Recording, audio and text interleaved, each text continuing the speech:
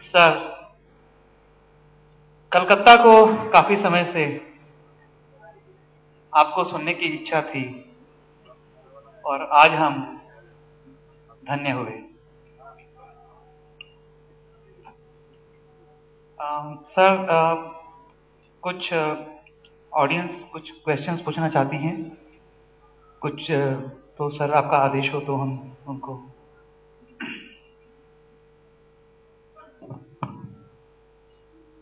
May I request Mr. Rupen Roy?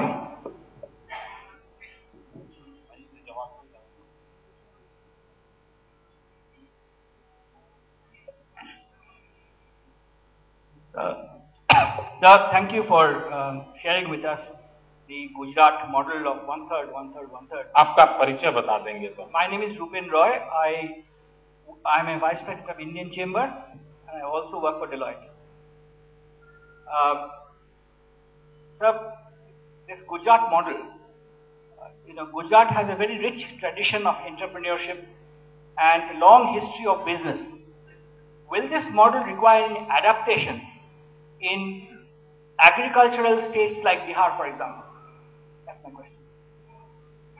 देखिए, हमारे देश में और कहीं पर भी एक जिले का मॉडल बगल के जिले में भी वैसा का वैसा लागू होगा, ऐसा कभी होता नहीं। लेकिन उसकी दिशा, उसकी बेसिक फिलॉसफी, कुल मिलाकर के स्ट्रेटेजी, ये चीजें काम आती हैं। फिर अकॉर्डिंग टू रिक्वायरमेंट इसमें मॉडिफिकेशन जरूरी है, मॉडिफिकेशन नहीं।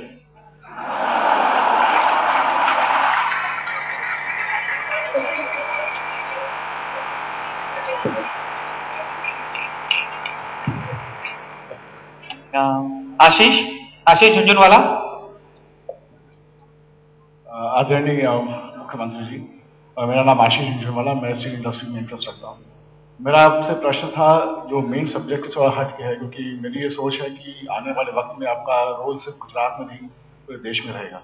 हालांकि इसका आप कुछ संक्षेप में जिक्र किए थे स्पीच में। आपकी विदेश नीति पे आपकी क्या सोच है? अपना देश अपने जितने सारे पड़ोसी देशों से वर्चुअली झगड़ रहा है, उसमें अगर आप कुछ चर्चा करें। धन्यवाद। किसी भी देश की विदेश नीति का मुख्य बिंदु यही होता है अपने देश का इंटरेस्ट। हमारे देश का इंटरेस्ट सुप्रीम, इसके आधार पर सारी बातें होती हैं। अब विदेश नीति में भी एक बहुत बड़ा बदलाव आया है। कोई एक युग था जब दुनिया के देशों से आपकी दोस्ती इसलिए जरूरी होती थी कि कहीं से कोई दबाव आए, किसी संकट की घड़ी आए तो आपको बचाव के अंदर लोगों की जरूरत पड़ती थी। अब वक्त बदल चुका है। आज बाय एंड लार्ज विश्व में विदेशों के साथ संबंधों का आधार ज्यादातर कॉमर्स है, ट्रेड ट्रीटी है। ग्लोबल इकोनॉमी का जमाना है, तो ज्यादातर संबंधों का जुड़ना आप कितना अपना प्रोडक्ट एक्सपोर्ट करते हैं, आप अपना माल कितना बाहर बेचते हैं, उस पर है। और इसलिए सारे संबंधों के केंद्र बिंदु में ये एक महत्वपूर्ण विषय है। दूसरा, भारत ने अब तक क्या किया है, जितने जूथ बनते हैं उसमें हम एक छोटे से सिपाही होते हैं, हम कभी लीड नहीं करते। अब जैसे सार्क देशों का समूह है, सार्क देश में हम सब, हमारे पड़ोस के सारे देश हैं, बिल्कुल हमसे सटे हुए हैं, और सबसे बड़ा देश हिंदुस्तान है। लेकिन क्या कभी हमने सार्क देशों की शक्ति का एहसास किया? सार्क देशों में हिंदुस्तान का कोई रुतबा है, यह माहौल देखा? नहीं देखा। उसका कारण क्या है? क्या कारण है कि हमारे पड़ोस के छोटे छोटे देश होने के बावजूद भी हम उनका भी नेतृत्व नहीं कर पाते हैं। और इसलिए हमारी नीतिगत में इन चीजों की प्रायोरिटी बनती है। तो मैं समझता हूं कि हम धीरे धीरे करके, जैसे यूरोपियन यूनियन का एक अपना बना है, तो मैंने एक दिन प्रधानमंत्री से लिखा था, हमने कहा कि सोलर एनर्जी का युग आ रहा है। एनवायरमेंट टेक्नोलॉजी प्रीडोमिनेंट मैदान में आने वाली है। तो मैंने कहा आपने एक इनिशिएटिव लेना चाहिए और दुनिया में वो देश जहां पर सूरज ज्यादा तपता है, सूरज का प्रकाश ज्यादा मिलता है, ऐसे सूर्यपुत्र जो देश हैं उनके एक समूह बनाना चाहिए और भारत ने उसका नेतृत्व करना चाहिए।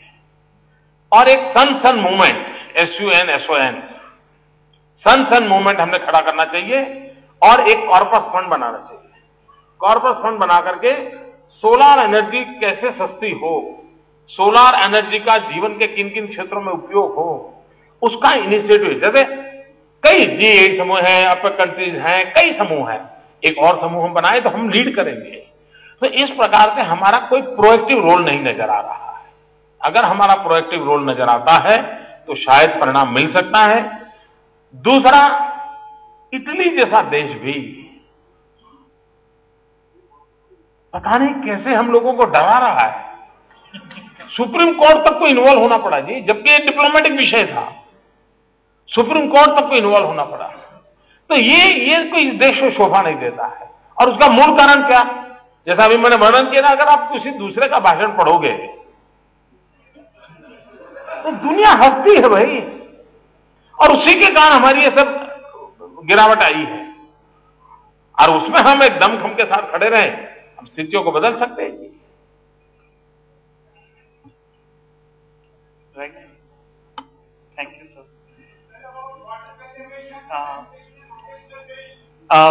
Excuse me. अच्छा विषय आपने कहा।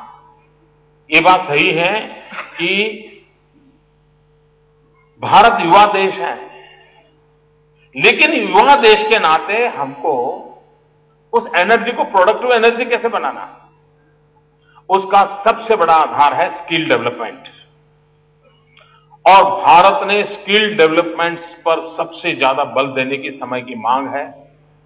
अगर हम स्किल डेवलपमेंट पर बल देते हैं, हमारे नौजवानों को कोई न कोई प्रोडक्टिव क्रिएटिव कंट्रीब्यूशन के लिए हम अवसर देते हैं, तो हम बहुत कुछ कर सकते हैं। अब छोटा सा विषय है, जैसे दुनिया को मिलियंस ऑफ मिलियन टीचर्स की जरूरत है। दुनिया के पास टीचर नहीं है, हमारे पास नौजवान है। क्या हम हमारे टीचर एक्सपोर्ट कर सकते हैं?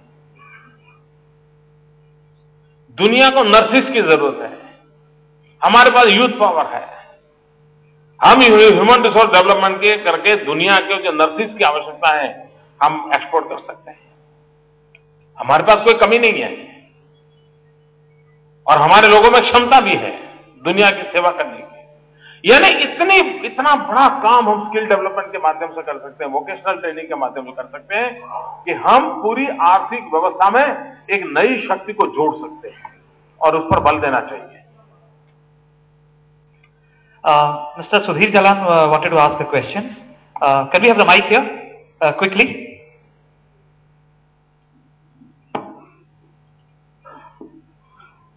नरेंद्र भाई, मैं सुधीर जलान हूं, बिजनेसमैन हूं, विकी का अध्यक्ष रहा हुआ हूं। मेरा कई बार सौभाग्य हुआ गुजरात जाने का, और जो आपने टूरिज्म की बात कही और रिलीजियस टूरिज्म की बात है, मैंने देखा द्वारकाधीश, सोमनाथ जाकर, और गुजराती की तरह बंगाली भी बहुत बड़ा टूरिस्ट है। लेकिन यहां टूरिज्म का इतना बड़ा पोटेंशियल है और हमारी मुख्यमंत्री चाहते भी हैं कि यहां बढ़े, स्विट्जरलैंड बने या लंदन बने। तो इसमें कुछ मदद कर सकते हैं आप? नहीं, मैं आपको मतभेद के हिसाब से नहीं बोल रहा हूं, कुछ ऐसा सुझाव मुख्यमंत्री को दें जिससे यहां पर भी हो सके। इस बार तो मैं पश्चिम बंगाल में स्टूडेंट के रूप में आया हूं और एक विद्यार्थी का काम होता है सबसे ज्यादा सीखना। तो मैं इस बार की मेरी प्रायोरिटी सीख करके जाने की है। तो और बंगाली अच्छे टूरिस्ट हैं ये मैं मानता हूं, क्योंकि मैंने वर्षों तक नॉर्थ में काम किया था, हरियाणा, हिमाचल, पंजाब, जम्मू कश्मीर, चंडीगढ़, सारा इलाके में मैं काम करता था। और मुझे समूह में जो टूरिस्ट मिलते थे, या तो गुजराती मिलते थे या बंगाली मिलते थे। तो ये बात सही है कि बंगालीज आर बेस्ट टूरिस्ट, और दूसरा वो ऐसे मेहमान है कि यजमान को कभी कोई दिक्कत नहीं होती है। कभी मैंने बंगाली टूरिस्ट आए हो और कहीं झगड़ा चल रहा है ऐसी कोई घटना ही नजर नहीं आएगी। इतने अच्छे लोग, इतने अच्छे लोग। तो हम तो चाहेंगे ज्यादा से ज्यादा गुजरात में आइए।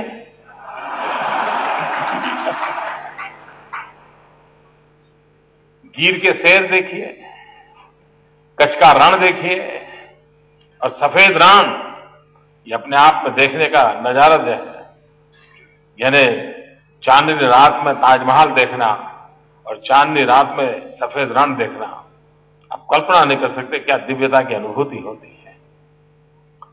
तो अच्छा हुआ जालान जी ने बंगाली अच्छे टूरिस्ट हैं वो मुझे याद करवाया, ताकि मैं अपने गुजरात का काम करके जाऊंगा। वैसे बंगाल भी काफी अच्छा टूरिस्ट डेस्टिनेशन है। हमारे यहाँ पे बड़े हाई प्रोफाइल टूरिस्ट आते हैं, आज आप देख रहे हैं उनमें से एक। Since we have limited time, so this is the last question, and may I request Rakesh Shah. आदरणीय मोदी जी, मैं Rakesh Shah, vice president Bharat chamber, और गुजरात से मैं कॉटन जिनिंग इंडस्ट्री से जुड़ा हुआ हूं। मेरा एक प्रश्न जो है हेल्थ सेक्टर को लेके है। Sir, health is wealth, and we all know that an healthy life is the foundation to prosperous economy. In spite of this, a large section of the population is languishing for want of health services. Can you kindly share with us your model in Gujarat on the health sector? ये बात सही है कि आरोग्य के क्षेत्र में सामान्य मानवी को, यानी किसी परिवार में एकांत व्यक्ति को कोई गंभीर बीमारी हो जाए तो उस परिवार की पूरी आर्थिक व्यवस्था, पूरा जीवन तबाह हो जाता है, तहस नहस हो जाता है। और इसके लिए हम लोगों ने कुछ मॉडल विकसित किए हैं। जैसे हमारे यहां गलीपति से लेकर के राष्ट्रपति तक सब इस बात की चिंता करते हैं, माता मृत्यु दर कम होना चाहिए, शिशु मृत्यु दर कम होना चाहिए, सब लोग कहते हैं। और ह्यूमन डेवलपमेंट इंडेक्स के अंदर भी, दुनिया के अंदर ये विषय आता है। हमारे देश में कभी कहीं ट्यूबवेल के अंदर मानो एक आध बच्चा गिर जाए तो 24 घंटे रनिंग कमेटी चलती है, सारे टीवी कैमरा वहां लगे रहते हैं, मजबूरन राजनेताओं को भी वहां जाना पड़ता है, लोग भी, बड़ा मेला लगता है, और फिर वहां से समाचार आते हैं कि बच्चे ने सांस ली, बच्चा थोड़ा हिल रहा है, आर्मी आ रही है, गड्ढे गोदे जा रहे हैं, वगैरह वगैरह।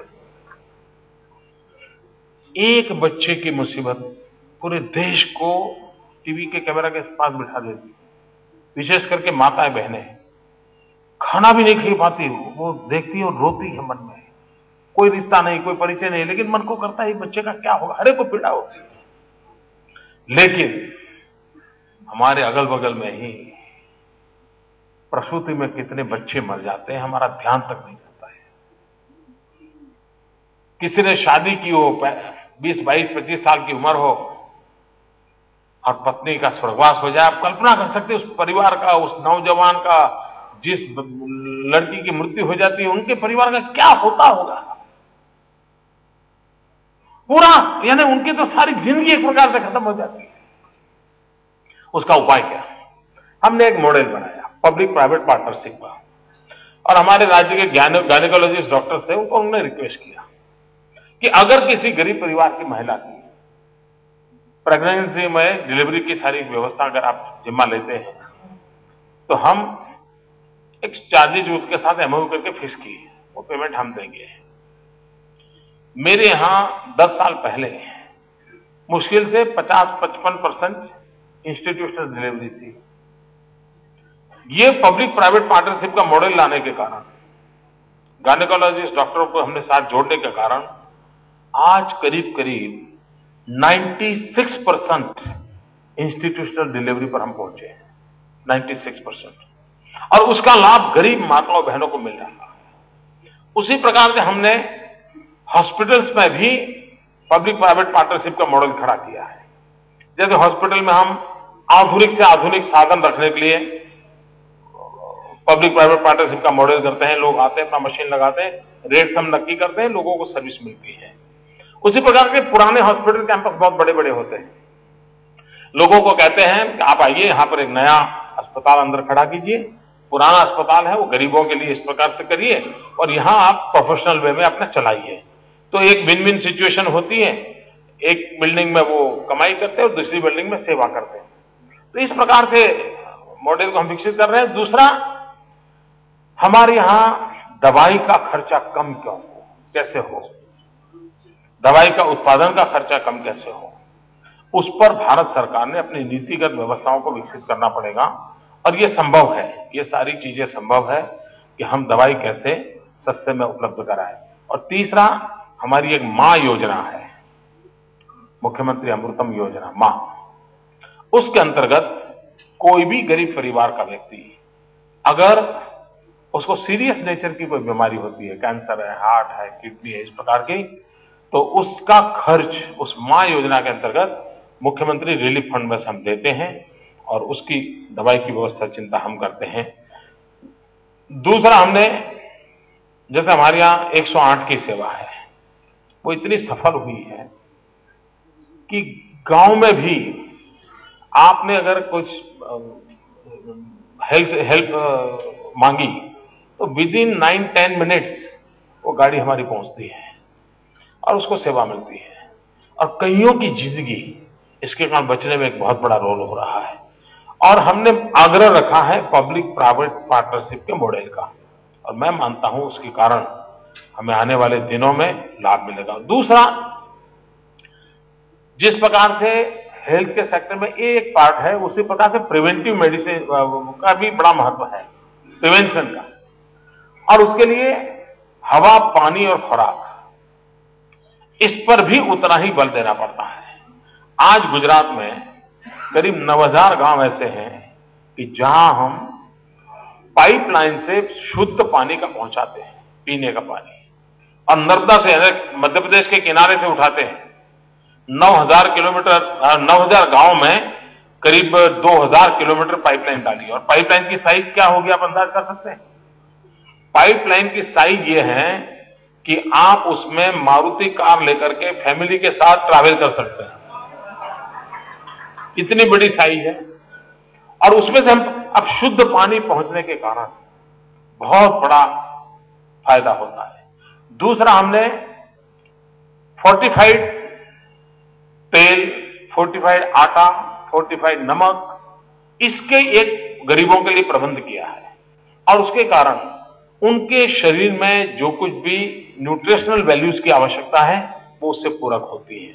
और तीसरा, जैसे हमारा अहमदाबाद शहर 5 साल 6 साल पहले पूरे विश्व में सर्वाधिक एयर पॉल्यूटेड सिटी में उसका नंबर था, सर्वाधिक एयर पॉल्यूटेड।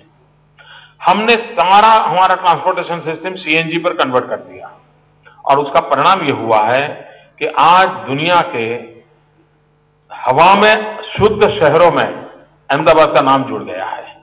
यानी एक जमाना यहां था, एक जमाना यहां पहुंच गया। तो हम ऐसी कुछ चीजें, हवा, पानी, खुराक, उस पर कुछ अगर स्टैंडर्ड मेंटेन करें तो भी लोगों को बीमारी से बचाया जा सकता है। तो सरकार का काम है दोनों तरफ काम करना, बीमार होने के बाद की चिंता भी करना और बीमार ना हो उसकी भी चिंता करना। और दूसरी प्रकार से हमने एक काम किया है, स्कूल हेल्थ प्रोग्राम। हर वर्ष हम स्कूल के हर एक बच्चे का मेडिकल चेकअप करते हैं और हर वर्ष करीब 60-70 हजार बच्चे ऐसे मिलते हैं जिनको चश्मा का नंबर है लेकिन बेचारे को पता नहीं, तो हम उसको चश्मा देते हैं। हर वर्ष 5-7 हजार बच्चे ऐसे मिलते हैं कि जिनको जन्म से सीरियस नेचर की बीमारी है और उसके गंभीर प्रकार के ऑपरेशन करवाने होते हैं। कुछ बच्चे ऐसे ध्यान में आते हैं कि जिनको मुझे चेन्नई या बेंगलोर भेजना पड़ता है ऑपरेशन के लिए, और 12-15 लाख रुपए खर्चा एक एक बच्चे के पीछे होता है। वो हम खोज करके निकाल के उनको इनकी व्यवस्था करते हैं। तो एक प्रकार का हमारा प्रोएक्टिव वर्क भी है कि जिसके कारण हम उसको जीवन को सुरक्षित करने की दिशा में प्रयास करते हैं। Thank you, sir. We are overshooting the time, so the last question from Mr. Ketan. Excuse me, sorry. Media के लिए मैं अलग से आने वाला हूं। Excuse me. मैं मीडिया के लिए अलग से आऊंगा। Sir, the last wish, the last desire. नहीं, ऐसा मत करो। आपको बहुत लंबे जीवन है आपका, बहुत लंबा जीवन है। आप कोई जल्दी मत करो, देश को आपकी जरूरत है।